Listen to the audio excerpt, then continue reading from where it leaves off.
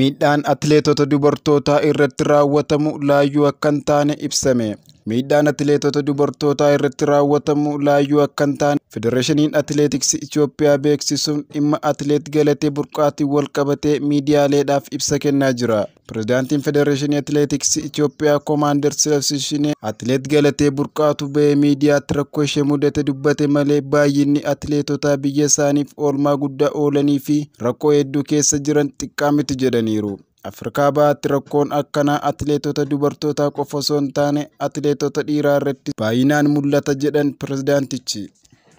Miidhaan atileetota dubartootaa irratti raawwatamu laayyuu akka hin taane ibsame. Miidhaan atileetota dubartootaa irratti raawwatamu laayyuu akka hin taane Federeeshiniin Atileetiksii Itoophiyaa beeksisuun dhimma atileet Galatee Burqaatiin wal qabatee miidiyaaleedhaaf ibsa kennaa jira. Pireezidaantiin Federeeshinii Atileetiksii Itoophiyaa Komaander Silasiishinee atileet Galatee